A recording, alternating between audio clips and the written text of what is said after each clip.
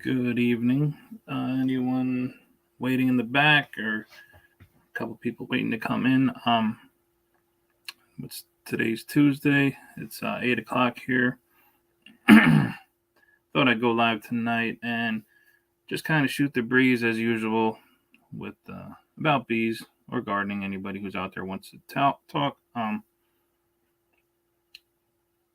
Anybody here on the playback, thanks for coming back and watching. Hopefully it'll be a fun live stream. So we can shoot the breeze about bees. I'm going to drop the link in here. Everybody's always welcome to come in here and talk. Nobody's barred from here. Nobody's blocked.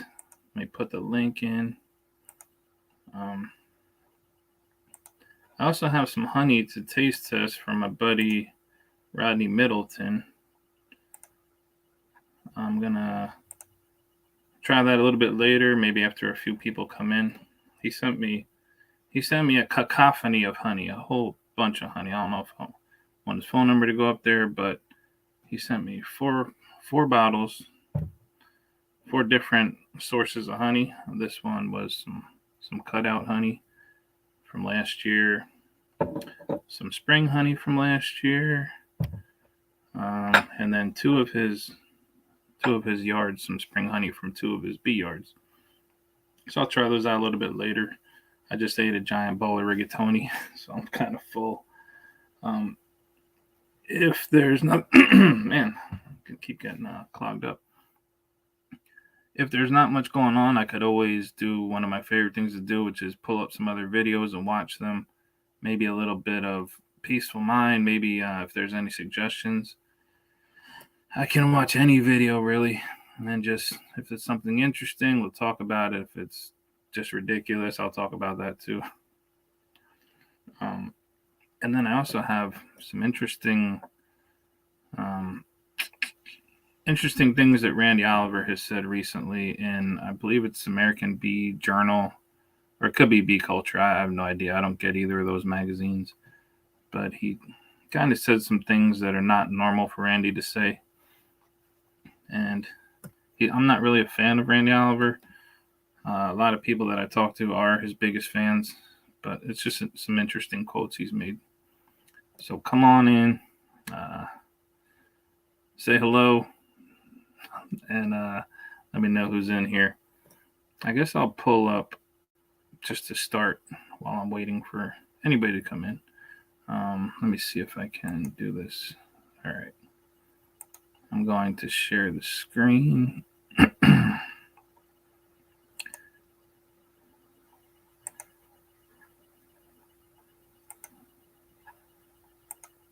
Hopefully I don't put my password up or anything, but let me see. Can I make that any bigger? I don't think I need to make that any bigger. I think if you're looking at this on your monitor or even on your phone, you probably could read that. But I will just go through the sentences anyway, even though I'm sure everybody can read. Actually, probably a lot of beekeepers with channels can't really read, so I'll read it for you guys. So I guess he was talking about something else, but I kind of skipped to the last paragraph where he starts to talk about unmanaged populations of native or feral honeybees, upon which Mother Nature herself has impartially applied enough selective pressure, live and let die, to cause the free living breeding population to gain resistance to varroa. The beekeeper could work in collaboration with the natural evolutionary process discussed by Van Alphen.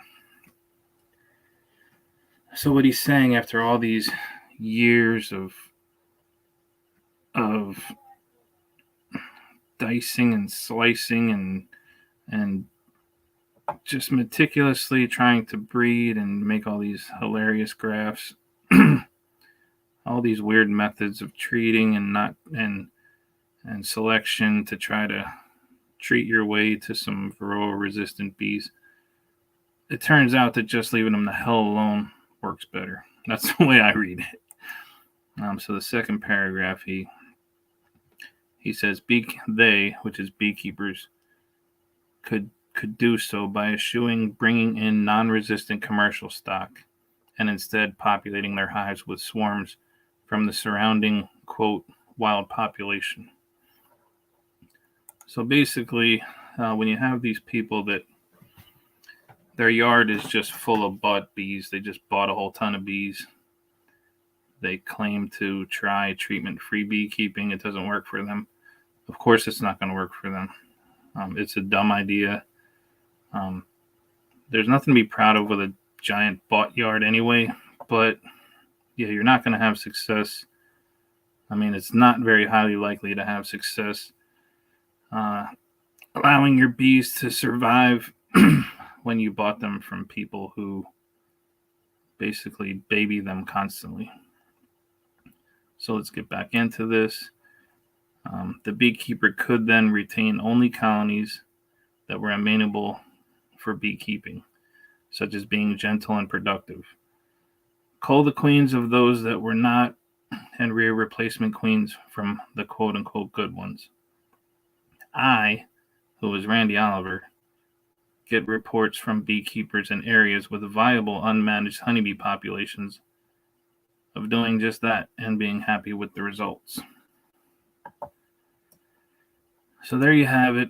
I mean, there's Randy Oliver just straight up saying that just catch your own bees, beekeep with them.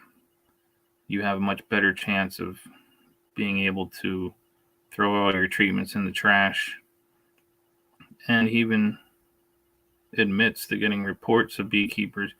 Well, he says beekeepers in areas with viable unmanaged honeybee populations. Pretty much anywhere that there's a lot of honeybees, there are going to be viable unmanaged bee populations. They're just not in your yard. They're out in the woods somewhere. They're in somebody's chimney or barn or trees or whatever. They're out there. You just got to get them. Bringing in bees from your local buddy, who's just kind of a bee middleman, is actually just making it worse for the ones that are trying to survive, that are out there surviving. So let me see. I got a couple people in there. Nobody commenting. You could comment. You could sit there quietly. I do have, I have a clan of beekeepers that cracked me up the other day. As I was approaching 1,000 subscribers, they started dropping like flies. Nice try, but it didn't work. I still went over 1,000. It was a slow slog because I don't. I try to just make above average content, not the best. I don't ride coattails. I don't nut hug like the whole clan of beekeepers over there that's been blocking me lately. It's just like a big weird circle jerk, but I'm not doing that. So it was definitely much slower for me, but hey, I'm proud of what I got going on. I'm happy with what I have. I'm not in a competition with anybody. So I don't know. Maybe I should try some of these. I'll try one of these honeys, maybe like one every few minutes, so that I'm not just tasting them all mixed together. Let's see. I don't know who I should try first. The first one, it looks like this. So again, this is from Rodney Middleton. He's down in, man, why am I forgetting what state he's in? Is it South Carolina? I forget now. I don't know, but it's down south. And the first one, he sent me a nice little bear. I sent him a jar of honey, but I had no idea he was going to send me this many. But it was cool. I mean, he's a generous dude, sending me some cool honeys. But for some reason, cutout honey very often is like my favorite honey. I don't know why. Maybe it's because it's not constantly smoked all the time by beekeeping practice and just unbottling it. Maybe just because it's in a different area usually than where I am. I don't know. I just always love cutout honey. And this is some cutout honey. I'm not sure what area it's from in his area, but we'll give it a little try, see what it tastes like. So to see it, it's very, very light. Very light yellow. Almost looks like could be dandelion or clover. I don't know. But here is cutout honey from 2021. Let's try it.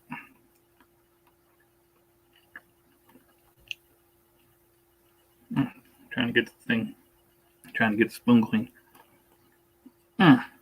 So, yeah, man. I thought it looked like dandelion.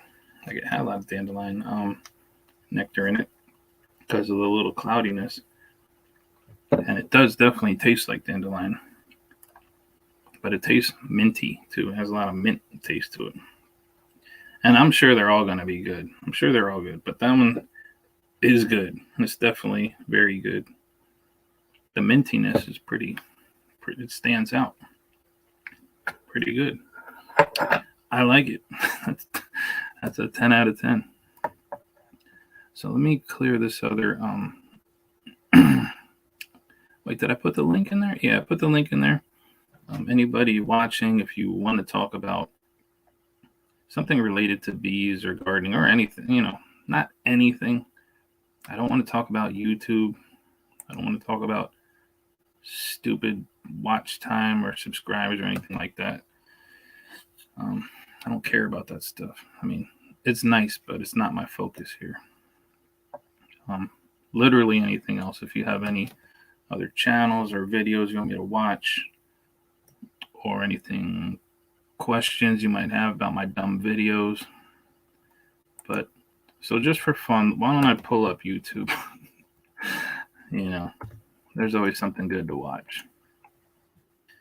I did watch what the hell is that goofball's name? The Peaceful Mind channel the other day. And he's always a good source of laughs. So let's just go there. This is really the only kind of feedback you can do with this channel, since, of course, somebody's calling me. Who is that? That's my dad. I'll have to call him back. Kind of this guy, Peaceful Mind, this David Durga character, he kind of asks for it because you can't comment on his videos. I say that all the time. And when you don't allow anyone to interact with you, it's a real cowardly move, like the other channel's live streams that I got blocked from the other day. It's a cowardly move. If you can't take the heat, I don't know, you probably got to find something better to do, especially if you're like a really terrible beekeeper, and I'm just joking around with you. If you're a terrible beekeeper, just, admit it. Oh, wait a second. Yeah, let me see if I can. I'm not used to looking at YouTube on my laptop. I'm used to looking on my phone, so I can't arrange them in order from the newest. Oh, sort by. Okay, let's sort by newest. And it's still in that goofy order. Let me share the screen so you can see what I'm looking at. YouTube, share. Okay, so as you can see, I'm picking on Peaceful Mind. He's an easy target. These other channels, at least I could comment on them before. It's comical. So let's see. I want to see one of the newer ones. It was really stupid. Well, first he has This Is My Last. Oh, wait, no. He made this one I did not see. Oh, my goodness. Let's watch this. Wait a second. I did not see any of these. He just put up 1, 2, 3, 4 videos within the past 10 hours. That's news to me. I did not know that. I saw one the other day. It was really, really dumb. But let's see this one that he calls This Is My Last Video. Let me pause it first. He's calling it This Is My Last Video, and why? Now, he's done this before. He's a drama queen coward. He said it's his last video before. It obviously wasn't, because he went on to make many more videos. And let me just make sure it's big enough. Let's listen along and watch this.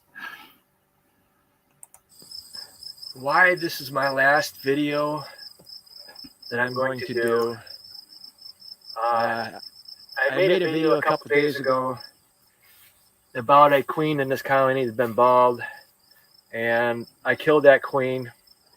And I was videoing me looking through the medium for another queen, because I thought, okay, there's a chance they may have another queen in there, and just to him killed the other queen, the old queen. And I didn't catch it. I saw it in the video I just put on YouTube. I noticed there was a queen. But when I'm doing a video and I'm holding the smartphone, I'm not seeing what's going on very well. So that's one reason. Doing videos is affecting my beekeeping. And the other reason is, see all these colonies here? Hold on. This is almost half what I've got. If you follow me, you know I have more. Okay, so, oh man, where do you even start with this guy? He wants to quit making videos because his dumbass can't figure out how to just get a simple tripod or anything. I mean, that's dumb. And he thinks he has a lot of colonies. He has, I don't know, a little over 100. It's not that many. There's plenty of people with more than that working by themselves. But yeah, oh God. This is a drama queen. And here you go. If you're going to make a video called This Is My Last Video, it better be your goddamn last video. If you do it again, then you're just being just a total fake, which he already is in the first place. And I'm also an electrical contractor. Yesterday morning, I brought this hive over here, and normally I would check that hive before I combined it with the other colony. But because of my electrical business, I had a guy waiting on me, a job I had to do, and I didn't have time to check this colony. So, irregardless of whether this colony here, 48, have killed the queen that was in one or not, I got too much going on in my life to be doing videos anymore. I was trying to help honeybees, not so much trying to help people, just trying to help the honeybees. You guys don't seem to understand. The toxic chemicals are doing the most damage to our honeybees. It's not the... All right. Yeah, so that's funny. That's I'm so glad this happened. He doesn't. I can see being pinched for time and not being able to make videos. I had that going on myself earlier when I was just had too many swarm calls, too many removals. But he says he's trying to help people, but we're just not understanding. How the hell would he know what we're not understanding or not? He doesn't have any interaction with his 1,600 morons who are subscribed to this channel. I mean, this is hilarious. How much more is left in this video? Oh, we got plenty left, and there's nobody in here talking. So if there's no one talking, then we're just gonna play it. So if there's someone in here, don't be a coward. Say something. Varroa mites. But the beekeeping industry is making money with you losing your bees year after year after year, and they want to blame the varroa mites. They don't want you to know the chemicals are doing it, because if the chemicals were doing it and everybody knew that, maybe we would protest and do something about it and stop the use of these chemicals. Okay. So here we go. Good point there, David Durga. He's another one of these complete clowns, just like I hear over on that other channel. Mites ain't really a problem down here. We don't really have that many varroa mites. That's what those clowns are saying. That's what this goofball is saying. If mites aren't a problem, then why are you treating your damn bees constantly? If it's not a problem, then shut up and don't treat your bees. Don't say that kind of dumb stuff if you treat your bees just constantly. If you talk about gas in your bees, I'm gonna nuke them with my vaporizer. You can't say that and have any type of... It doesn't make sense to say mites aren't really a big problem down here. Beetles are a bigger problem. Yet you're treating the mites, and all you're doing is putting peppermints in for beetles, and still having slime outs. So anyway, let's just see what else is going on here. Anybody in here speak up? I've never had people in my life for so long with 0 comments. Maybe it's my YouTube acting up. I'll check on my phone while I'm playing this. But no, blame the varroa mites. Blame something else. That's the issue. You guys don't understand. All right, so I'll go ahead. I'll pause this and we'll see what's in there. Okay, you see what I've done?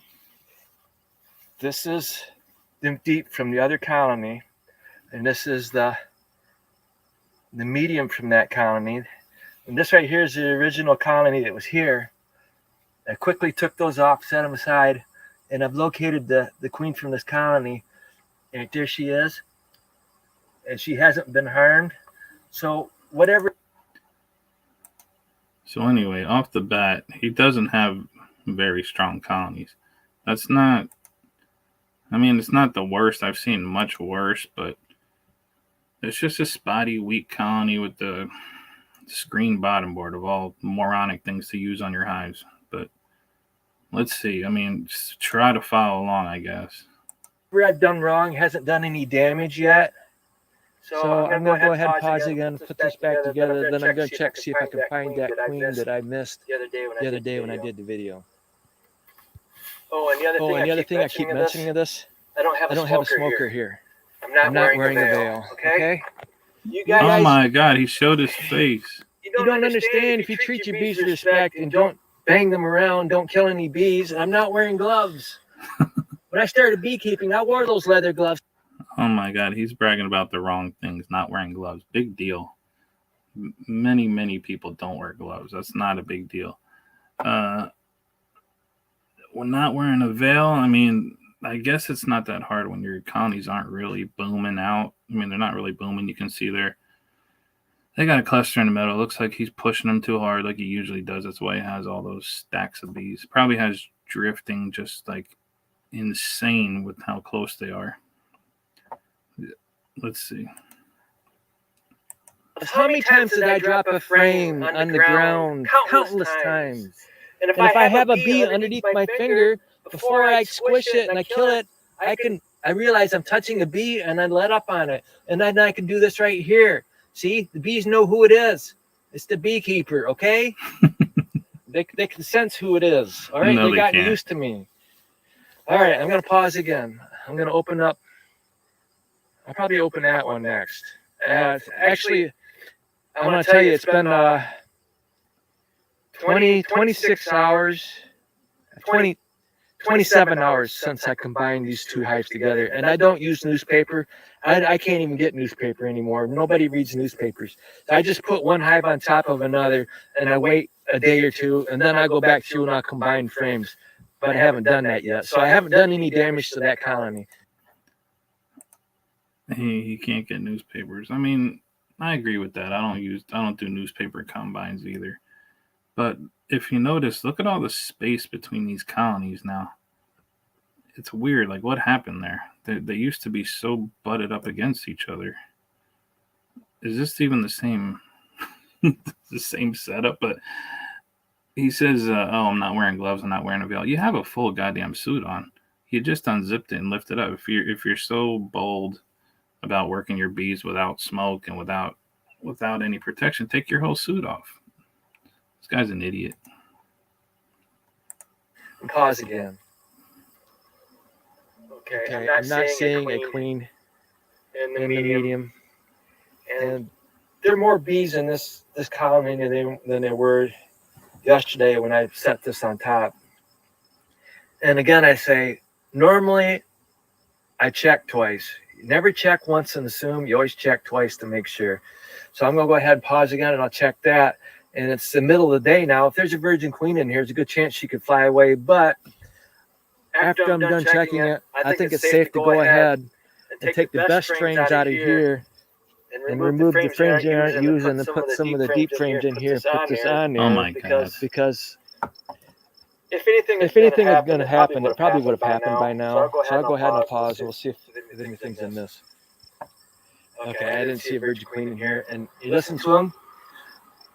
See, they're starting to roar now because I removed them from the deep that has the queen. And so apparently they were getting here pheromones all the way up through. And I know you guys can't smell these on the video, watching the video. You can hear it and see it, but you can't smell it. That's the best part of beekeeping is the smell. I love it. I just love it so much. I want to do it till the day I die. So again, I made a mistake. I'm pretty sure I saw a queen in that video. I watched it twice, but apparently it hasn't done any damage to the original queen of this hive. So I'm going to go ahead, take the best frames and put in here. There's some frames in here that aren't being used. Like I said, a lot of the bees from that. Man, I don't want to just like let the whole thing play, but as much as he says he's trying to help beekeepers, help bees, I can't follow this. He almost sounds, he's like worse than Randy Oliver, the way he talks about bees, the way he's just going nuts. I can't follow. I don't know what the hell he's even talking about. He's combining some queenless bees with a thing with a queen, but she didn't damage something. And it's just the bees aren't covering all the frames. It looks like they're just going to probably abscond or get robbed out. But let's see. See, for his last video, we got to watch the whole thing. Colony that I brought here have already moved down to that queen and she's just fine. Okay, so nothing happened. It was my mistake. But I can't be doing videos. I won't be doing videos anymore because a few years ago I killed the queen I just videoed, putting the frame in the hive. I was videoing her while I put the frame back in the hive, and apparently she moved around and she got killed. So that happened because I was holding the camera with one hand and putting the frame in the hive with the other. So big mistake. So this is my last video. Good luck to all of you guys. As you know, the country's coming apart. Our government is basically working for the rich, and they've basically been destroying the United States for the last few decades. And they've done a great job of it. And you Americans are too stupid to realize what they're doing. Man. They're not helping you. They're helping themselves. Our politicians do nothing but make themselves rich. Okay? God, that's all they're there for. All right? Until we have a new government, and nothing's going to happen to fix this country. It's already too late. All right? Thank you. Thank you. Oh, man. So, good riddance to that guy. Hey, today I want to talk about single brood chambers. Hold on, let me I turn manage all this of my off. colonies as single brood chamber units. So yeah, so I guess that's his last video. He says his last video. I give him maybe a day. I think probably tomorrow he'll have new videos. But let's just see. Let me see if I can make this small. How do I make it small? Go back down. Let me back up here. Sorry. Yeah, so the other videos that he put up are one of them, another interesting one that he did. I guess I can share it again. Share screen, Chrome tab, this one, share. Okay, he had one called how and how much money I've lost over 9 years. So he's only even been keeping bees for 9 years. And he has it circled on his little thing there. $3,200. How are you going to tell people about beekeeping and how to make money when his 9-year balance is negative $3,200? I don't know how you do that. How do you even do that? You must buy a ton of bees or queens or something. I just don't know how you do that. I know that I'm nowhere near that. I don't think I have any losses, any lost money. All my bees are free. Most of my equipment I get for a good deal. You know, I get too much honey, that I can't even really get rid of it. It's a pain in the ass to sell honey. Nukes, I just sell as many as I possibly can, and I'm always stuck with more bees than I wanted. You'd have to be really terrible to lose a ton of money in beekeeping. And that guy, who knows? But anyway, how about if we try another one of the honeys that Rodney Middleton sent me. First, we're going to do the 2021 year. First one was from the cutout, and then this one, if you can see the color, it's kind of similar to the color from the other one. Spring 2021. This is from the home yard. So let's see how it tastes. Let's see how spring honey from down south tastes compared to spring honey from Pennsylvania. Spring honey up here, man, it's good. I don't get enough of it. Get rid of this. Put this over here. Let me put this on. Put the cap back on. Squeeze a little bit into my little spoon here. Whoop. Hope I don't drip it all over my laptop or whatever you call these things, my computer. All right, let's try it. Off the bat, just from licking the top there, it reminds me a lot of the one that I just already had. It is the same color. So let's see.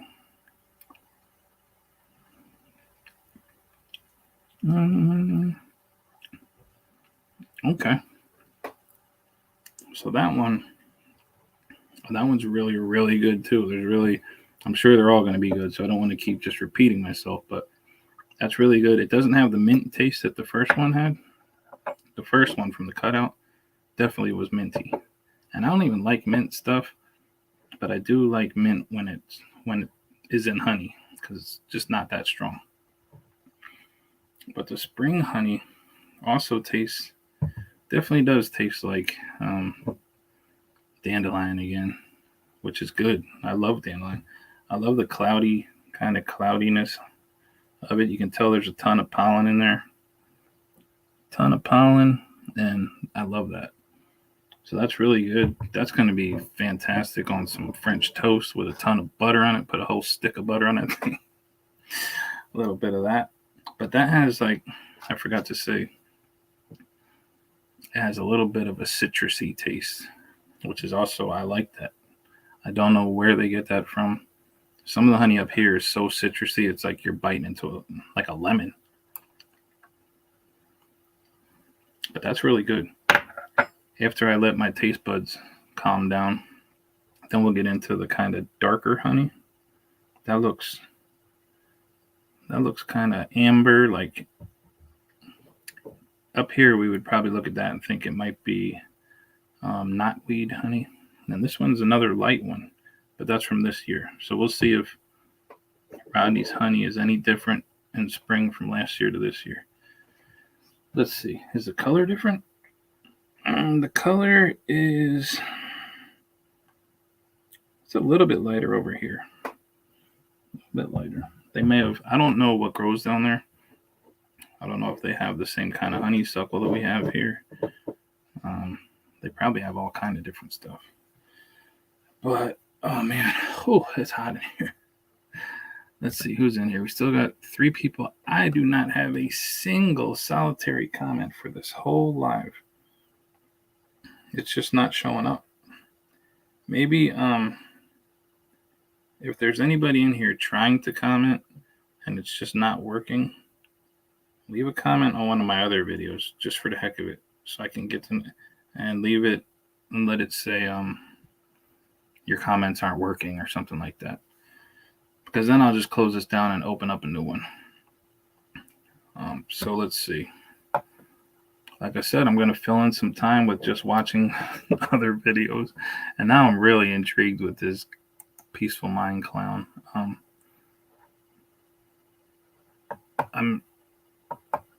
You know what? This one's not that. Oh, that is a long video. Let's see. Right now I'm looking at the list here. I'm trying to find a short video. We already watched on one of my last live streams that the one that's called "Most of You Are Beekeepers Are a Big Joke." I don't know where he gets these, and it's crazy because I'm probably like the most hated person that makes dumb bee videos by other people. But this guy, man, he's just like flat out insulting to everyone, and the people just they go gaga over him. It's funny. I mean, I'm jealous, I'll tell you. Let's find a short one. Here, I'm going to share the screen. I got to know who's in here. There's nobody commenting. You guys are hilarious. Share screen. We'll watch another short one.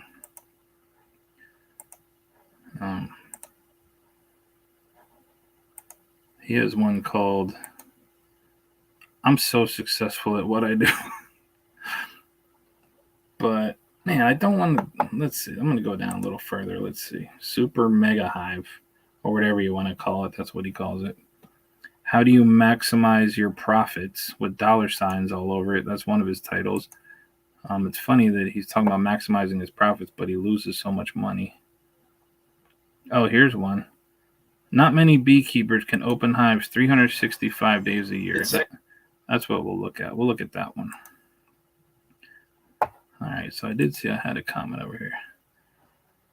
Hey, what's up, Ziffle? How you doing? I don't recognize that name, but whoever it is, they know my name. So, welcome.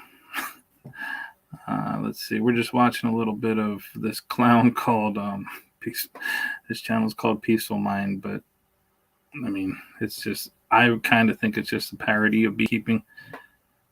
And it's actually, it looks like it might be an intentional parody of beekeeping, not like these other beekeeping channels, which are a parody, but they don't know it because they're just so terrible. But let's see.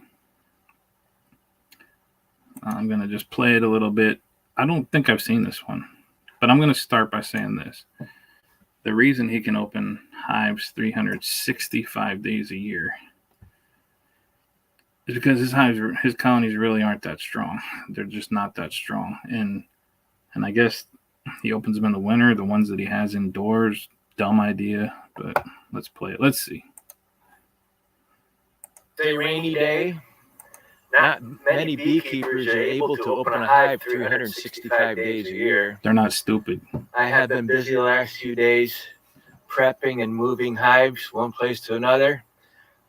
Because robbing is such an issue, because of my large colonies and my small colonies together when I breed queens, at end of summer, August, I started to move my small colonies to a different apiary, and I moved my large colonies from that apiary back home.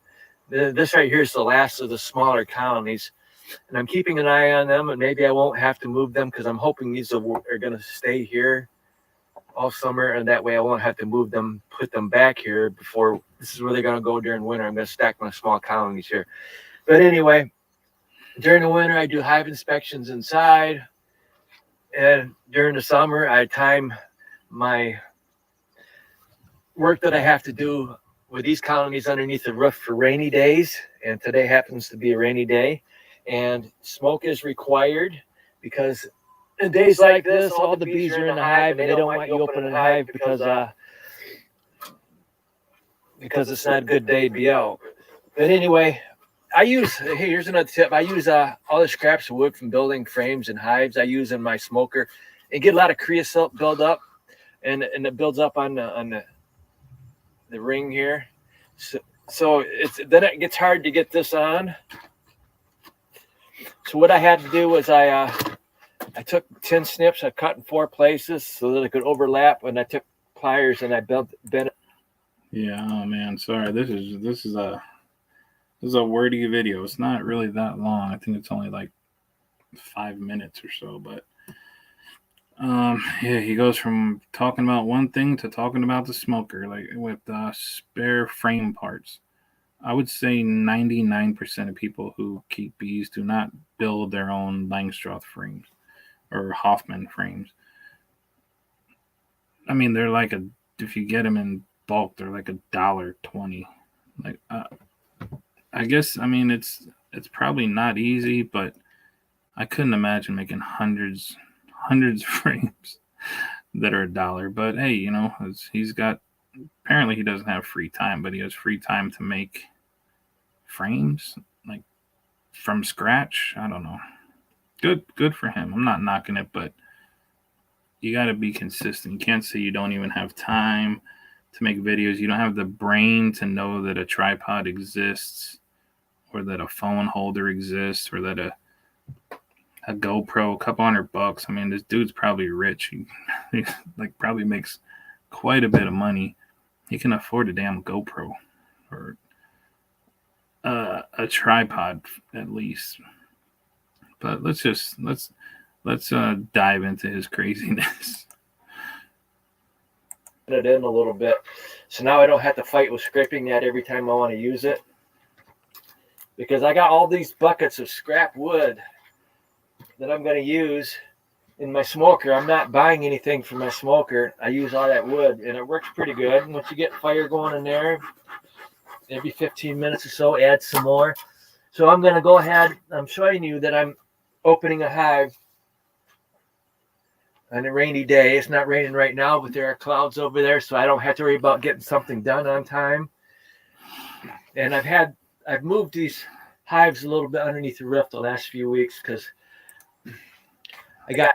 So which one is it? Is it a rainy day or is it not raining? I'm going to show you that I'm going to open this hive on a rainy day. It's not raining right now, but there's clouds way over there. Man, shut the fuck up. This guy's hilarious. I got dogs now, and I want to keep the dogs here because a little dog I bought last week is black, and he gets stung a lot. So let me pause this. I'm going to open this hive up. Usually what happens when you start sliding hives left or right, and I did it a little bit at a time, 2 feet at a time, but you still end up with more bees at the end of the row. And then the ones that lost the bees, I took and I moved them to a different apiary because I did have a colony. My last colony, it created a queen just a few days ago. Robbing had become an issue and they were being robbed out. And what I did was I took the whole hive, I put a screen up, plugged up the holes. I took the whole thing to the different apiary, robbers and all. After I made sure the queen was in there, first I opened the hive, made sure the queen was in there, grabbed that queen, stuck her in a container. And I took her along with that hive to a different apiary, opened that hive up, put that queen on the frame of the brood where she should be, and put a cage over here. And then the next day I took the cage off and she was fine. So she was being attacked at the time when I saw her in the hive. She wasn't on the brood. She was somewhere in the hive. I can't remember where, but she was being attacked by the robbers. So there really is no dearth going on. Robbing is an issue when you have too many large colonies. Look at these I'm colonies. not feeding syrup. They just go ahead. Easy honey. They take easy honey. Look at the traffic at these colonies. It's like there's no traffic. I don't see anything. They're not that big. I mean, to me, that would be big, but they're not big by most people's standards. It's not big colonies. Deep in the medium. Big deal. There's no traffic. You can look straight across these four hives. There's literally no bees. A little bit coming out the top. This dude just needs a mentor, I think. Honey. It doesn't have anything to do with dearth or feeding syrup. It just happens this time of year. End of July, early August is when it starts. So he just said robbing has nothing to do with the dearth. Has nothing to do with feeding, nothing to do with anything, that it just happens. No, that's not true. That's a stupid thing to say. It does have something to do with the dearth. It can be set off by doing something stupid while you're feeding. That's idiotic to say that it just miraculously, spontaneously happens this time of year. Robbing just happens now. It's dumb. He has no credibility to say anything, really, if you don't even understand that robbing has a lot to do with there not being available nectar, with just putting additives in your feed, putting things that have fragrance in your hive to make your honey have a fragrance. Yeah, that was a real dumb one there. Let me pause this again. What I'm doing is I have all these frames, and I know these colonies aren't going to be large enough to finish this deep, but they can go ahead, start building on these frames, keep them busy building comb on frames so that I know end of fall, early winter, I'm going to remove that deep, but at least they have built on these frames and taken use of doing that. Okay. So I'm going to pause again. Okay. Got that one done. And if it was raining at the time, bees do fly in the rain. They don't go out and forage, but they do cleansing flights and stuff. Yeah. So here's more just stupidity. he's supposed to show us that he's going through his hives, and from one clip he's talking about something, then the very next clip it goes, there I go, done with that one. You didn't really show us anything. He's saying bees don't forage in the rain. That's another stupid thing. Of course they can forage in the rain. Maybe not as much, maybe not on the same things they could forage when it's bone dry outside, but they definitely do forage in the rain. They definitely do rob in the rain, which is just, it's, even robbing is still foraging. It's going out to get your food. It may not be in the intended way that a beekeeper talks about foraging, but I'll be damned if they don't forage in the rain. This guy's dumb. Sometimes come out of the hive when it's raining. I've seen them fly around raindrops. It's amazing what they can do. What? So if it was raining right now, these bees right here would still be able to get back in the hive, and I can continue doing that. I'd mentioned before, there's a few things. I had some time to go on a computer this morning. I normally don't have time for that. This is about, I had mentioned before that hybrids were better than line bred. You know, like a Russian queen. Those that I got from Russian or foliage Russian bees were no good, poor quality. But I had some other honeybees. And the following year, I bred some new queens, and they were better quality than the Russian queens that I got from foliage Russian bees. And this article talks about how hybrids are better than line breds. But they also say that after a hybrid is no good. But you got to keep in mind, they want you to buy from queen breeders. They want you to buy hybrids. If you look in catalogs or go online, you see a lot of hybrids being sold. And they want you to buy new ones every year. This right here comes from Bee Source Beekeeping Forums. And there's a lot of information there. Oh my God. This is what you call Captain Obvious to the rescue here. He's saying that hybrid bees are better than line bred bees, which you're not going to have line bred bees open mating bees. It's just dumb. It's like saying you can have pure German Shepherds when you just send your dog out into the dog park to get mated with 100 different dogs around, and her puppies are still going to be Russian or whatever.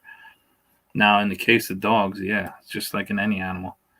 A mutt is always going to have less health issues than the supposed purebreds that make them up. He's just saying the total obvious.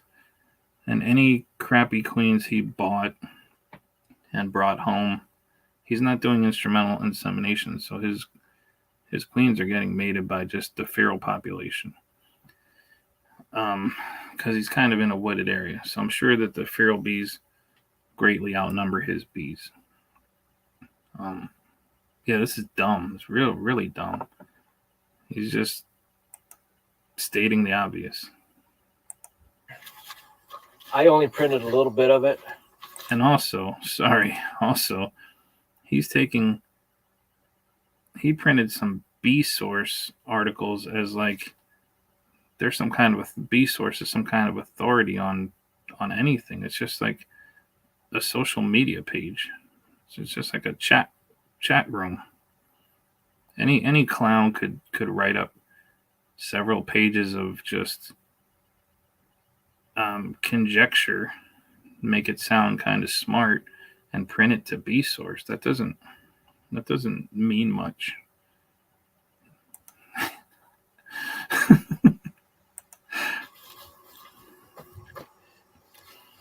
And I won't go through all, but take the time to read that. And I admit I don't understand all that stuff that's on this article. But what I do know is I have commercial beekeepers that bring bees back to my area every summer, and I'm sure they're bringing in different colonies from what was there the previous year. And I'm breeding my virgin queens with his drones, so I don't have to worry about my bees getting inbred. And I don't graft for my best queens. I try to get new queens from every colony I have. I don't know why the bee industry wants you to graft from your best queens. You guys don't make any sense. What? What the hell did he just say? He doesn't know why the bee industry somehow knocks on your door and tells you that you need to breed from your best queens. Well, first of all, you idiot. Of course you're going to breed from your best queens. It's common sense. It's just selection. If you have certain colonies that come out of winter and are just totally killing it in every way, and they performed great the year before in every way, why on earth would you? What's the alternative there? Breed from your worst queens? That's the. Hopefully he fixes himself here. Let's see. You know, and they don't want you to know that you can make top quality queens on your own. So anyway, read that article. It's online. Bee Source Bee Forums, or Beekeeping Forums. It's called Breeding Improves Honeybees. Or it's, wait a minute, breeding methods, something like that. And then the other thing I want to mention, how long will honeybees live during the winter?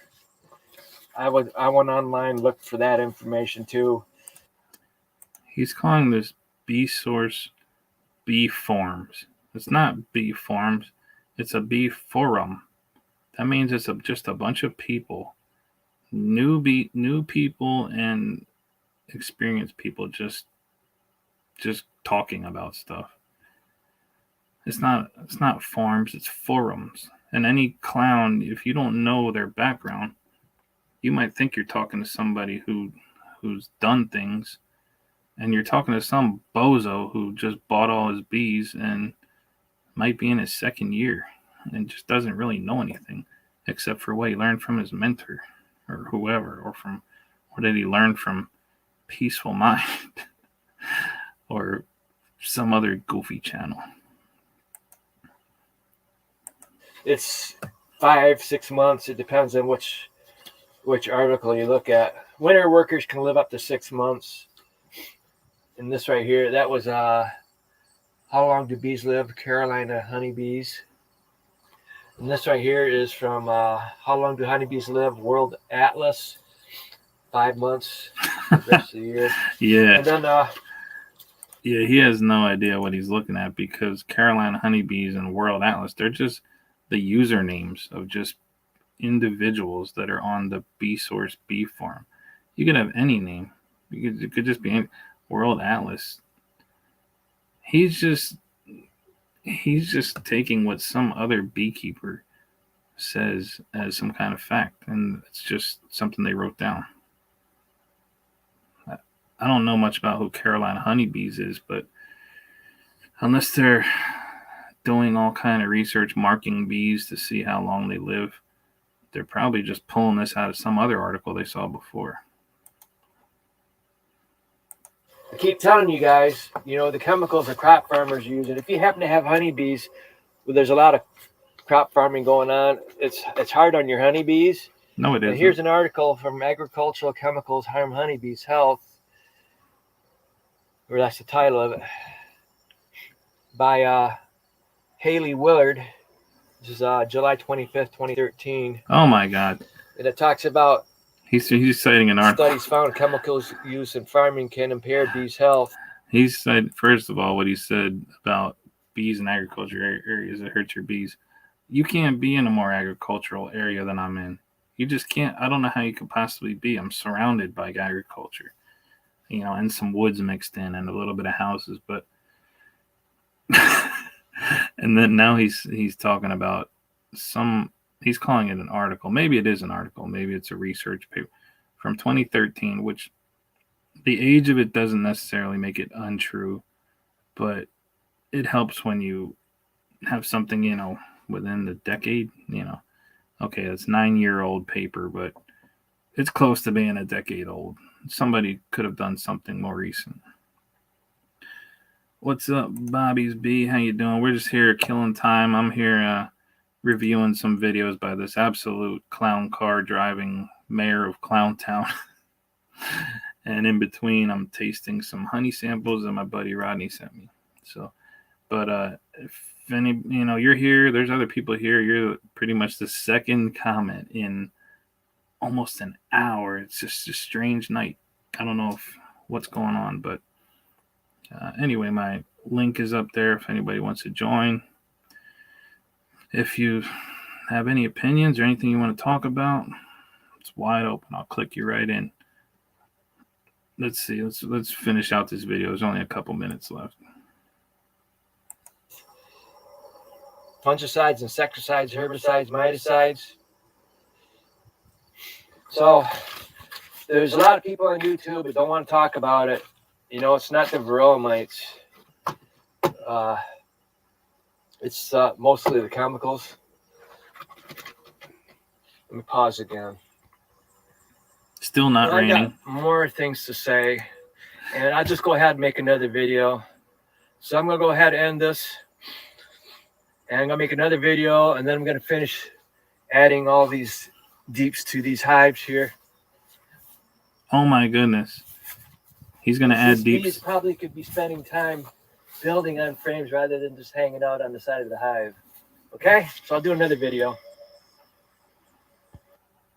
Oh my goodness. All right, let me make sure this doesn't play. Okay. So yeah, he says it again. He says the absolute stupidity of what he says is it's not the varroa mites, it's the toxic chemicals. And what makes that hilarious is if it's not the varroa mites, then stop treating your bees. If it's not the varroa mites, and if it's the toxic chemicals, then stop putting toxic chemicals in your bees. You can't be against toxic chemicals and then put things in your hive that you need to wear a fucking respirator for and gloves. It's silly. I don't care if people treat their bees. It's a free country. Do what you want to do, but be consistent. Oh my God, it's hilarious. No, it's okay.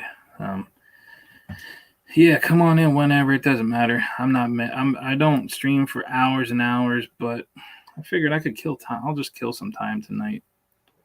Give everybody a chance. People I haven't seen in a while. Come in.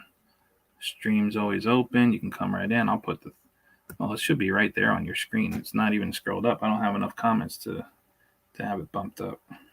Let me check. But at least we got Bobby's B in the house. Let's see. The next honey I'm going to try from Rodney Middleton is his Spring Home Yard 2022. And it looks a little bit darker than the Spring Home Yard honey from last year. So it might have some interesting taste to it. And I keep forgetting to take the little seal out. Let's take that out. Just kind of peeling off the little leakage preventer. And I'll put that on here. Sticking to my finger. All right. Gonna give myself a little bit of a diabetic shock eating all this honey. Let's see what the color. Oh shit, that went right on my laptop. See if I can get that up. Oh, that was dumb. That's gonna probably cause my keys to stick together. Let me see if I can get that. We break for this emergency situation as I take my shirt and try to get in between these keys.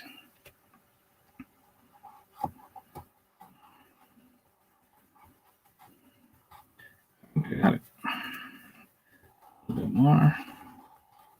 I'm not taking. All right, we got it. We got that all. Catastrophe averted. All right, I'm going to do it all the way back here. I'm going to pay attention to what I'm doing. All right, I got a nice little, maybe quarter teaspoon on there. And let's see. It's down the gullet.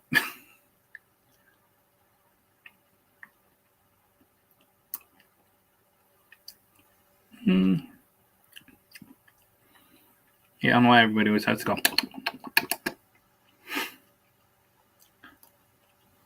But that one definitely doesn't have the mint. Definitely doesn't taste like dandelion honey. That's from the spring. I think that might have, probably since he harvested in the spring, I think this might have a little bit of fall honey, like left over from the year before, making it a little bit dark. And it's definitely got like a rich taste, like a rich, strong taste. But it's a good, strong taste. It's almost like mapley. It doesn't taste like maple syrup, but reminds me a little bit of some maple flavor. That's also a good one. I mean, they're all good. But that one's definitely got a good, rich taste to it. So that was from the home yard. Yeah, I like it. Let's see, we got 4 people in here. Let me see if any comments are showing up over here. No. Now, I guess this person's Ziffle or Ziffy. Who is that? I looked. There's no channel behind that name. It's like somebody's trying to be incognito, trying to scare me. So let me know who it is. Maybe it's somebody from TikTok. Oh man. So I'll look for another video to watch. I could do this all night. It's kind of fun. I think the worst that could happen, they could try to get me for copyright, I guess. Not really, because I am reviewing it and responding to it. And plus, nobody could tell this clown that I'm watching his videos anyway, because they can't even comment on his videos. Unless you're like Hillbilly Earl and send him a letter or something. He was not happy about getting that letter from Hillbilly Earl. That was funny. Let's see. Let me see. Share. Maybe you guys can help me choose which one to watch next.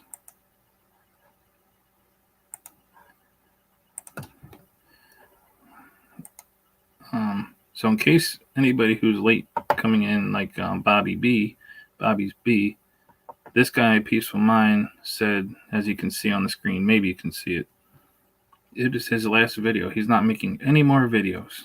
He did say that a few weeks ago, his final video, and then he went on to make, I think, like 30 more videos. But today, 7 or 8 hours ago, he said this is his last video. And that's because his dumb ass doesn't know how to use a tripod. He can't hold his phone and look through bees at the same time. One of the dumbest excuses I've heard. Let's see. What do we have here? Everybody's big joke. How do you maximize your profits?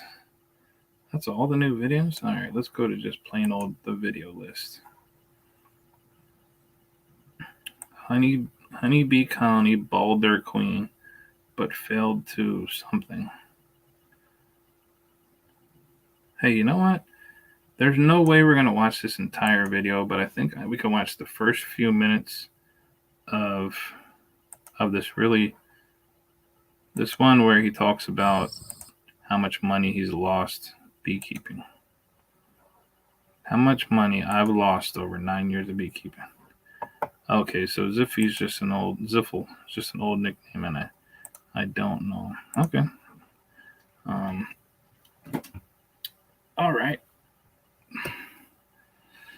Let's see. So hopefully he doesn't just go off on too many tangents. I hope I'm not boring everybody, but I really just thought there'd be more people wanting to like come in and talk about stuff, but it's cool with me. I'd love to be contacted by this guy. I'd love to get a message or something, get a comment on my video, saying something, and I'll bring him on as a guest and just grind him up in person like I do anybody else. Let's see. How much money have I lost over the last 9 years of beekeeping? And I just want to mention they cut the hay yesterday next to me. So my bees are having to work a little harder. There's goldenrod everywhere, different locations. So they don't have the concentration of nectar in one place. They have to fly around to find it. So I'm keeping an eye on robbing. This right here is my clover. And I'll show you something else. Okay, this year I made sure all the colonies in one area were equal size, so I didn't have to do any of this stupid stuff. See, this right here is a screen entrance.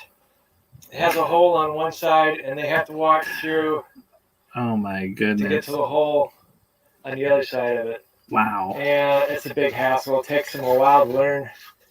You see them going back and forth, trying to figure out how to get into their hive. I don't deal with that anymore. I'm probably going to throw them away. It may seem like hard work to you to load a hive up on the truck and move it to a different location, but for me, with the equipment I have, it's just so much easier. I checked my bees at the other location, my smaller colonies, and I didn't see any robbing going on there. You know, with that field being cut yesterday, I'm kind of worried is there going to be robbing going on over the next few days until we get some rain. It's supposed to. All right. So if you were here just a few minutes ago in his last video, he said that robbing has nothing to do with the dearth or the forage or feeding. He said it has nothing to do with that. It simply happens because it's that time of the year. Like there's a time of the year and robbing just happens because he's not smart enough to know that that time of the year is the time when there's a dearth. And it's a time when people are feeding and making feeding mistakes. So he contradicts himself. Big surprise. Those robbing screens were ridiculous. To think the bees are going to go all the way on one side and travel down that tube all the way to get into a little tiny hole all the way on the other side while other ones are trying to come and go, yeah, they're not going to work. That's why you're going to throw them away. So yeah, this is the guy that hates Vino Farms. And he comments on Vino Farms videos too, because I did find a comment by him one time and I replied to it and said, turn on your comments, you freaking coward. But he never answered. And he actually, I think he deleted his comment because I could never find it again. And I do look for his comments all the time so I can reply to them. But he never, I can't find his comments anymore. But yeah, he hates Vino Farms. He calls them Vino Farms, which is kind of funny. That is hilarious. So Ziffel, he used to have bees 24 years ago and presently trying to find genuine wild feral honey bees in northern Minnesota. Now I've heard people from, I don't know what part of Minnesota they're in, but I think they said northern Minnesota. They just said there are no feral honeybees in northern Minnesota. Like it just doesn't happen. But I never believe that. I mean, maybe when you get to Alaska or some places in Canada, maybe there's just not a chance because the winter's so long and so cold that they would have to be in like a 5-foot thick tree in the very center, like underground, just to make it that long. So I'm not really sure about northern Minnesota, what the weather is, but yeah, I mean, if you've had bees a while ago, it's a lot different than it was. Actually, no, 24 years ago isn't really that long ago, so not much has changed really, except for all the just bells and whistles and junk you can buy and all the terrible information. But yeah, if you really want to catch them feral bees, I'm pretty sure Minnesota is like a much more wild place than where I live. I mean, if you do catch something, that'd be awesome. You got to put out as many traps as you can. I have a playlist telling you how I get so many swarms every year, and I think it would work wherever you're at. Anyway, hey, there's Herc 1120. What's up, bud? Have I done any wasp? You know what? I'll leave that up. I have gotten tons of wasp removal calls, mostly bald-faced hornets that are way too high. I've managed to talk everybody into just leaving them alone and knocking them down in the spring. I've gotten a lot of calls for yellow jackets that were behind siding, so I'm not messing with those. And I would have sent them to you, but they weren't in your area. Let me see, what else did I get? I had some calls that were just too far away, but have I done wasp nest removals? Now I'm trying to think. Have I done any? At this point last year, I did many, but no. Actually, the few bald face hornet nest calls that I got that were accessible in a bush or a tree. They just didn't want to pay my fee. They wanted me to do it for free. They were convinced that I was going to make honey with those bees, as they called them. And I tried to explain to them, no, I'm not going to make honey. No, I'm not driving an hour there and back. I'm going to get stung and take my time and everything for nothing or for $50. So far nobody's has bitten and let me do the removal. Last year, it didn't matter what I was charging. They were just say yes. They were like, okay. And I did many bald face hornet removals, a couple yellow jackets. But short answer is no. I've not done any. They're just a weird year. People are weird this year, and the nests so far have just been up too high. Like third floor in the peak of a roof, 10 feet above a window. Yeah, I'm not doing that. Nope. So let me see. Had a guy call me about wild bees in his walls. I checked it out. 5 colonies around his house. Oh my goodness. See, the thing about me is, and I say it all the time, I'm not ashamed of it, is I do not do difficult honeybee removal cutouts. I got basically one friend that I send all my calls to for difficult cutouts. And he does a fantastic job, gets great feedback, doesn't try to take them to the bank the way I do. So, yeah, if you're good at that, doing those cutouts and walls, my hat's off to you.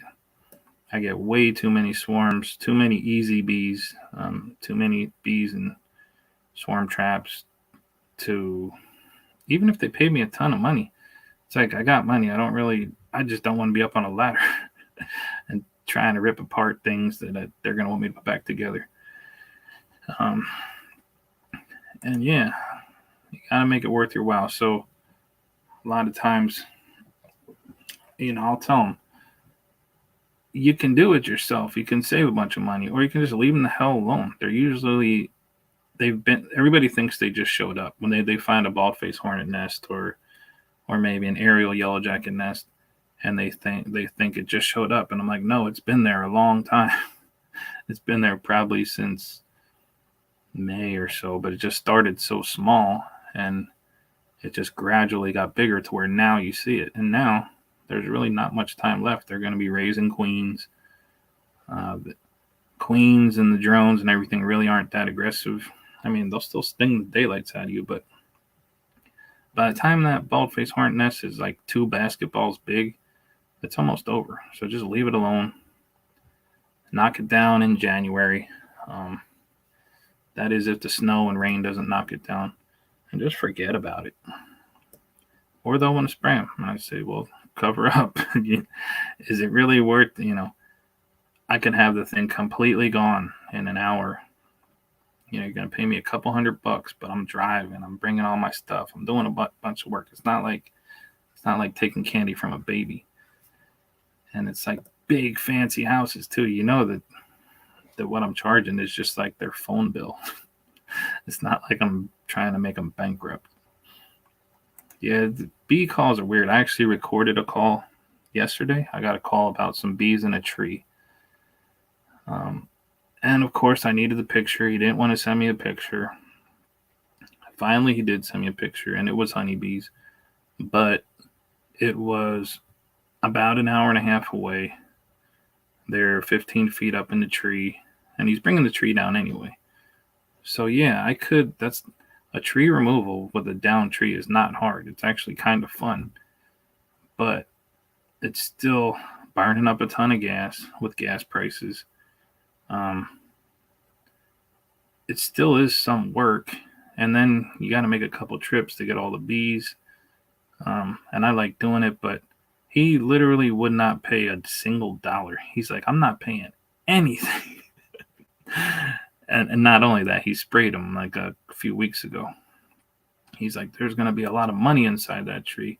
There's a lot of honey in there. So, and you're a beekeeper, so you're going to benefit. I'm like, yeah, there might be a lot of honey, but there's also going to be a lot of that spray you put in there. So none of it's any good. I would be doing it kind of more like a recovery than an actual rescue. He's like, well, it don't matter to me. I'm just gonna spray him and knock him down. I was like, you know what? Yeah, it's not gonna work out. So call around or just have fun killing them. I mean, whatever. I didn't even say an amount. Like I could have said $50 just to cover gas. 4 hours of driving total. Going there and back and there and back.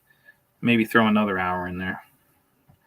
And I'm in a van, so I don't get the best gas mileage. But he just wouldn't pay. And the other thing is he's building a 3-car garage. So I don't know how much a 3-car garage costs to build.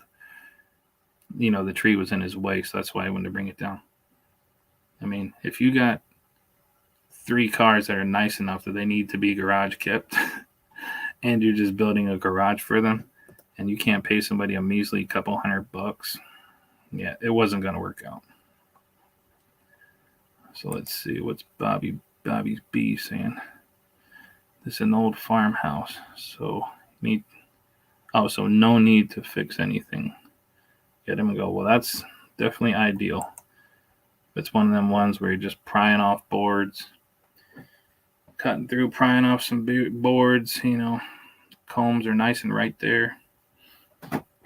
That's great. I love that. The only thing is I hate doing removals after July because you're probably going to set off robbing depending on your area.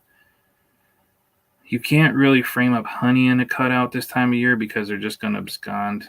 It's going to make up too much honey odor dripping around in the box. If you do a cutout and frame up honey here in this time of year, late August, they're done. The best thing to do is just cut only brood out, get rid of all the honey, like just put it all somewhere in buckets and get all the bees to go in there first, and then you'll have to feed them pretty much. You're gonna have to feed them big time. Like the best ideal thing is to see if they'll wait till the spring till you can do it. That's just my opinion. I'm not sure where you're located at, but that's what I would do. Because there's not a good chance of a cutout surviving this time of year. It's just not that good. So I'll keep watching for questions, or if anybody wants to join the live stream, I'll put the link in here again. If you're scared, don't be scared. It's really not that big of a deal. I'll be nice to you. Unless you don't want to be nice. I love that too. I'll be nice. Or we can be mean. But yeah, maybe you might like going live and then you'll go live on your own channel. It'll be fun. Oh, okay. Fantastic. So Bobby's Bee said that's what I told him. That's a spring cutout. Okay. That's great. That's what you do. Sometimes they don't want to wait though. They want them gone, and it's annoying. It's like they've been there forever, but then suddenly they want them gone. Or they'll call you in November and say, I thought it would be easier for you to remove them when it's cold because they're not flying. It's like, no, you big dummy. You should have called and asked me when you first found them. All right, let's play a little bit. I want to see how much this clown lost beekeeping. Rain this weekend, tomorrow, and hopefully some of that clover will pop up. But how do you know if robbing's going on? I'll show you. Open up a building or room where you store your bee stuff. If you see bees drifting around that room, robbing's an issue. I always thought it's kind of funny. Bees waste so much time flying around looking for something to rob when they could be out there going from one flower to the other, collecting nectar and taking it back to the hive. Yeah, I mean, if you can hear the absolute stupidity of that comment, it's called a dearth. That's why they're that's why they're wasting all that energy. They're looking for an easy score somewhere. If there were flowers that they could just fly from one to the next and just bring it back, that wouldn't be a dearth. And some bees flying around in your bee shed does not necessarily mean. What does that even mean? What is he trying to say that means? I get bees flying around my bee shed in April. There's no dearth. There's no robbing. Sometimes it's swarms happening. Sometimes your bees abscond, like on other YouTube channels. They abscond and you think they're swarming, but they're not. They're just absconding. And they're going to behave just like a swarm. They're going to come out, cluster, and then go move into something. Some bees flying around your shed doesn't necessarily mean there's going to be robbing going on. Robbing is because your colony is probably weakened for some reason, or you did something stupid to incite robbing. Who's all in here? Drop a hello. Let's see. So I've got commercial bees in my area. Yeah, we hear that every video. Along with my large colonies, there's a lot of robbing going on, but I don't have any colonies being robbed out right now because they're all strong in my area. And the smaller colonies in a different area where there's not a lot of bees. So also I want to mention, I have a lot of stuff. And I'm going to show you something here about how much money I've lost over the years. Yeah, get to it. And honestly, I have not bought a honey extractor. I figured the bees would come first and see if I could be successful having large colonies, large number of large colonies, and then I would buy the extractor. I wasn't going to waste my money in buying a little teeny extractor that did 4 frames at a time. No, I need something that's going to do 40 or so frames at a time when I have sufficient numbers of colonies. So yeah, this right here, these are all deeps here. I just finished a bunch of frames of foundation. So if I heard him correctly, somebody tell me if I'm wrong. He just said he's waiting to buy an extractor. He's not going to buy a 2 or 4 frame extractor. He's going to wait until he needs a 40 or 50 frame extractor. So that means he doesn't have an extractor. He has 0 extractors. But he has 100 and something colonies and 0 extractors. Now, I have 100 and something colonies and I have extractors, but I don't really use them. But I'm not a big honey harvesting person. If he's supposedly doing this commercial sideliner type beekeeping thing, he's not harvesting a ton of honey with no extractor. How's he even doing it? What's he even doing? Is he crushing and straining everything? I doubt he's doing that. If he has over 100 colonies and they're producing anything, it's an enigma to me. I don't know. What's he doing with all this honey? He never talks about that. With no extractor? It's confusing. This stuff does not get past me. So every one of these deeps in here has foundation on it. So I'm ready for next year. And these frames here, I'm going to run wires across these and put in a strip of wood and wax, and I'm going to stick them in between frames that are filled out for next year. Try to save some money. But I've got, last year I made a lot of stuff and it was really expensive. But with that money the government was giving us, I used all that money and I was able to write it off as an expense. I didn't have to pay taxes on it. So I'll show you what the money I've lost over the years. Oh my goodness. These are my 9 years of beekeeping. These are my notes that I've made in notebooks. They could be a little rough sometimes to figure out what's going on. Yeah. And then I hear some of the receipts. And going on what is here in my memory and rounding things up to the nearest 100 or down to the nearest 100. This is the last 9 years for me. I bought my first colony in 2013, got it through winter just to see if I could keep bees alive. And I thought, okay, great. It was fun. I enjoyed it. I've always wanted to have honeybees. I was exposed to honeybees when I was a kid. And it's always been something I wanted to do. So I went ahead and I bought 4 more colonies that spring. And then in July, I doubled, ended up having 13 colonies. I had a couple swarms. I split colonies and still had swarms. And I did the Kirk Webster's no treatment method. And I was okay it didn't have any issues in 2017, the winter of 2017. Yeah, so dropping Kirk Webster's name as a no treatment. Kirk Webster's not a treatment-free beekeeper. I know he says he is, and I know people think he is. He's not a treatment-free beekeeper. I don't know why people think that. People who go and learn under his tutelage, who I know and have spoken to, and they talk about his methods. They're not treatment. They're treatments.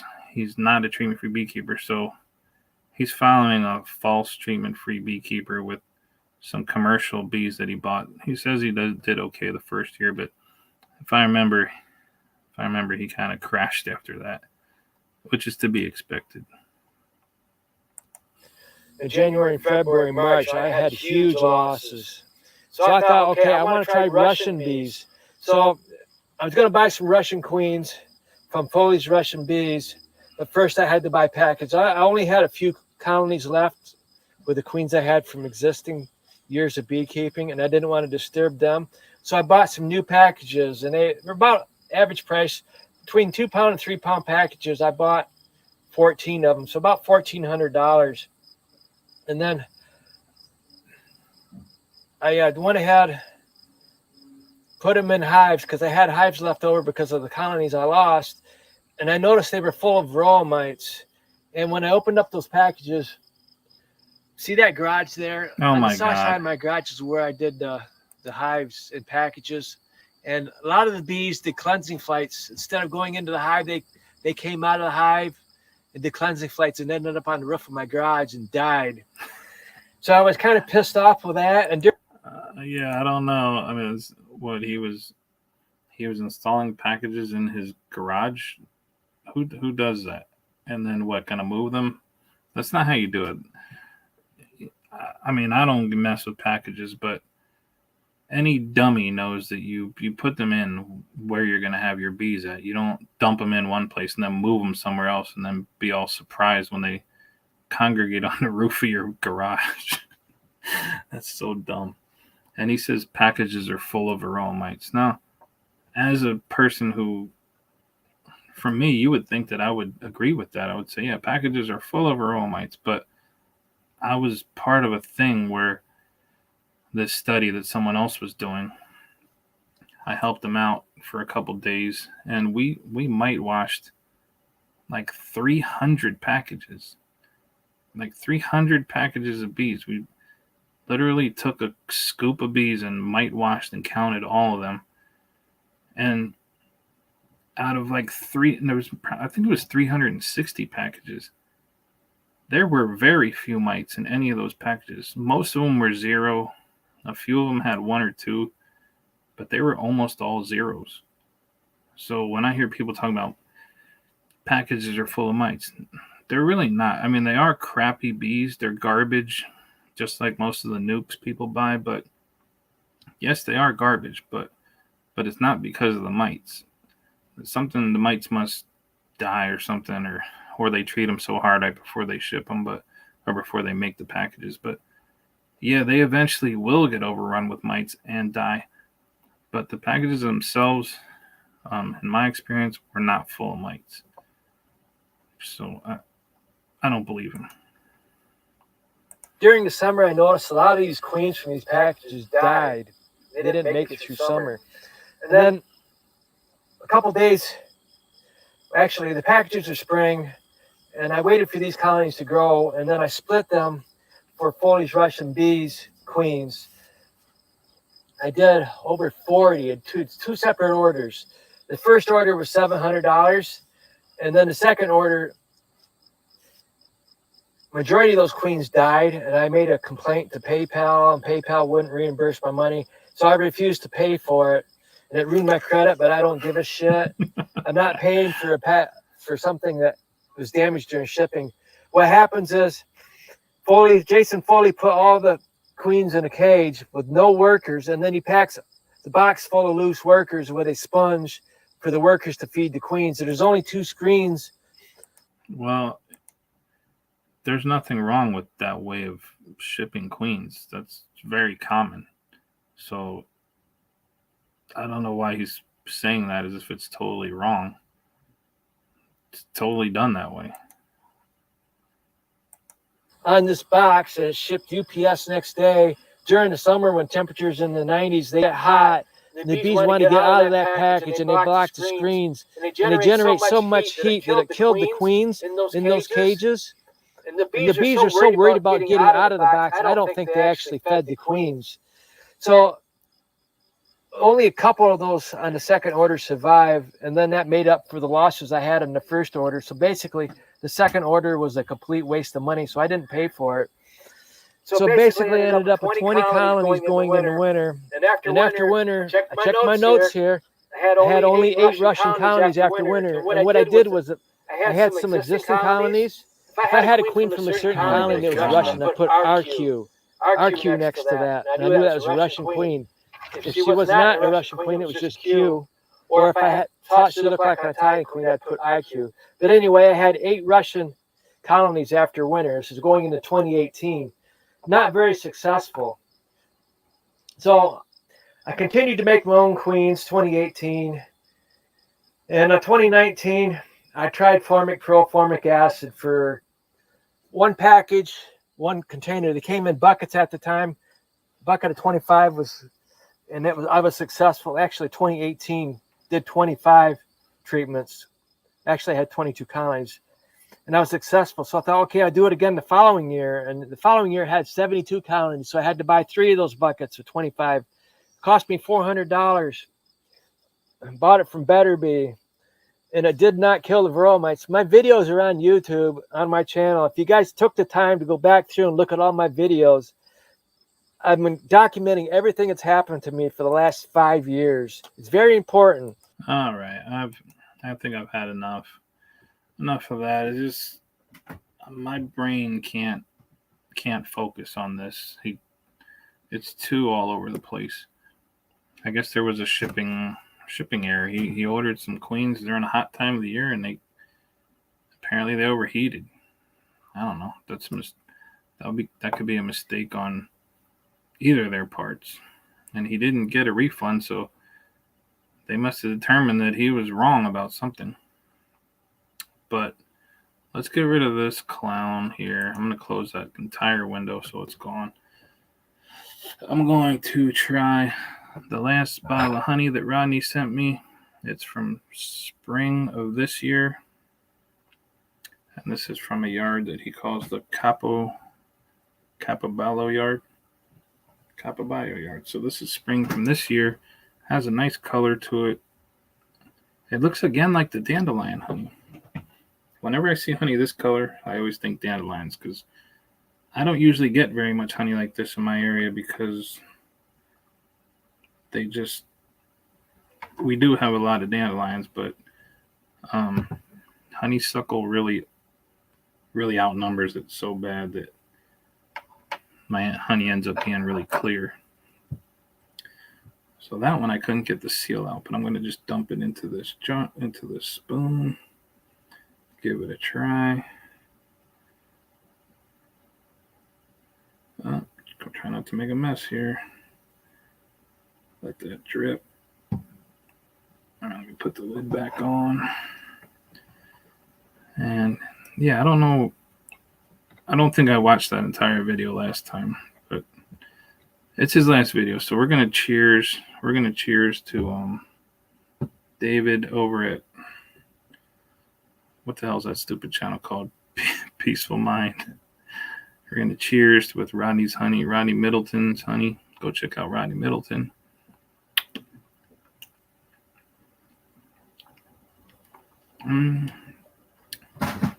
Let's try that one. That one's really good too. That one's different from all the other ones. 2 of them were very similar. One was definitely richer, and then this one is also different. It barely has a little bit of mint taste in. You guys down there must have a ton of plants in the mint family to get that little bit of mint flavor. And I'll tell you what, people up here love that mint flavor honey. It has a little bit of mint, but it's not strong mint. This is very I would almost say it's similar to mine in the spring. But again, that's really good. I can't really tell what it is. But yeah, it definitely tastes like there's some dandelion in there. And which I love. That's one of my favorites. So thank you again, Rodney Middleton, for sending me the honeys. I've been on here. This is probably my longest live I've ever done. So if anybody wants to talk about anything at the last, I can go on or I can end it. It doesn't matter to me. I always like to talk about bees and whatever else there is. I got 5 people in here. If anybody wants to talk about something in their yard, anything interesting happen, what's happening here? For here, we haven't had rain for many weeks, probably 6 or 7 weeks. And it's been so hot. All the soil is just like a brick. All the plants are dying. Everything's dying. And then yesterday, we had a torrential downpour for a good long time. So we got a nice big bunch of rain finally. And then we got a little bit today. So that was a relief. Hopefully, the plants and the flowers all kind of bounce back a little bit. What's up? Beam me up, Mr. Scott. How you doing? I think we traded some seeds a while back. And I have a couple peppers I planted that he sent me. But I don't remember which ones they are. I'll have to go look. I had way too many things to try to grow this year, so some I'll just be saving for next year.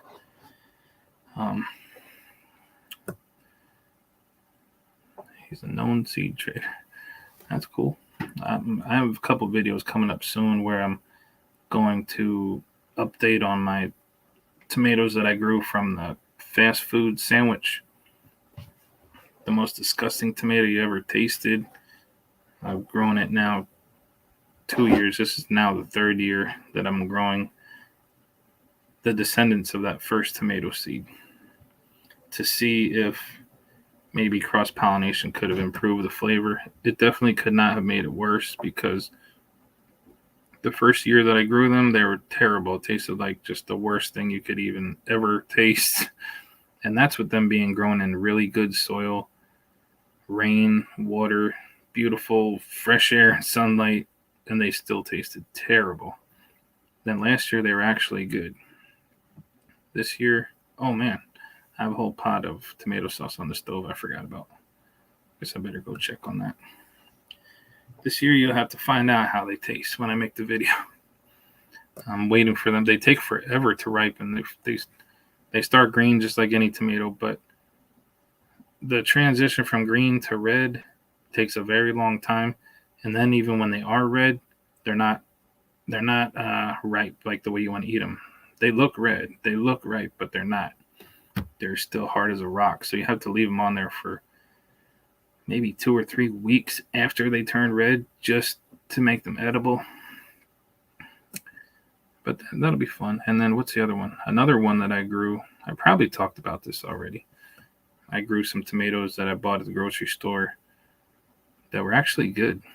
We bought them in the winter time, but they must have been greenhouse tomatoes.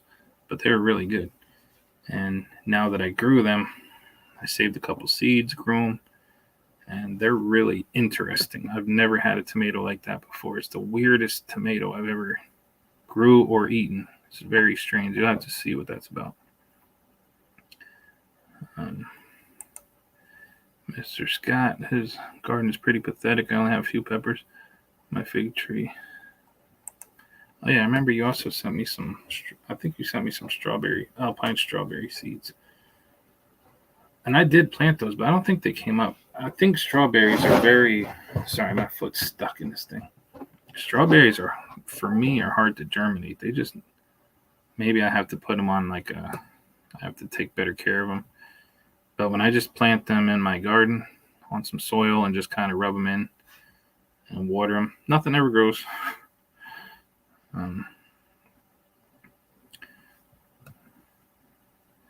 Yeah, they're hard to get started. So this is a type of pepper, the KSL This bee. Oh, cool. I'll have to check. I'll have to check through the seeds you sent me. I know some of the seeds had like some writing on them, but I think through the mail the writing got rubbed off, so I can't even tell what kind they are. It'll just be kind of like a mystery growing peppers. Oh, you know what might be fun? Let me see. Let me see if I can pull up my TikTok. I'll share the screen in a minute. Oh, am I already? Let me see. I want to go to my own channel here. Where is it? How do I get to my own channel?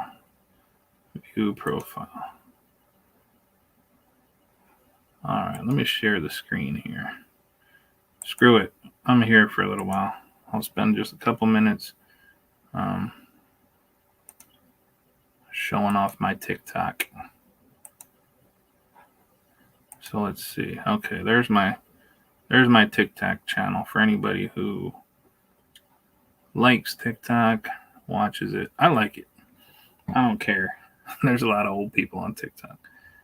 But let's see. I put a couple on here that I don't put on YouTube because I don't want to abuse my subscribers by putting like 10 videos or 5 live streams up every single day and just annoying the shit out of my people. I try to only put up things that are kind of worth something. But let's see. That's my barn. Let me pause this. How do you pause it? You click on it? Can I make it bigger? Look how big that one got. Why is it not playing when I come over here? Here we have that little cute little nest and bam. Yeah, maybe it's just not going to work. These are the wasp nests that I had in my barn that I left them alone. Damn. And they grew pretty big. Yeah, it's not going to play right. I think I might actually get hit with a copyright if I keep that up. So let me just turn that off. Let me see. You either need to make a mini greenhouse or plant them under some plants that are already growing. Oh, okay. Yeah, I'll probably make a little mini greenhouse and try them again. But I also I have wild strawberries. They're white, so people call them alpine strawberries, but I've had them for 16, 17 years now. I found them in the wild, and they're white. So and those before they started coming out on the market. I only saw them being sold a couple years after that. So maybe it's something that happened. So you said you have some bald-faced hornets in your shed. That would be kind of a unique situation. They don't usually go into things unless the shed doors are wide open, or if you have a window that's wide open. They might go in and make it on the inside. But bald-faced hornets, I love them. I think they're cool. They're cool to watch and everything, but you don't want them down too low.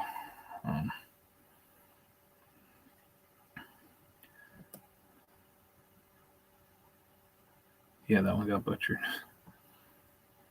But all right, I think I'm gonna end up signing off here soon. It's burning up in here. I'm gonna go out to the air conditioning. Thanks to everybody who was joining me. Thanks to Rodney Middleton for sending me all these cool honey samples to try out. And I'll see you guys on the next one. Thanks to Peaceful Mind Stupid Channel for giving me so much content to watch and just laugh and clown on. But yeah, you're welcome to be a guest on the show anytime. All right, take care, everybody.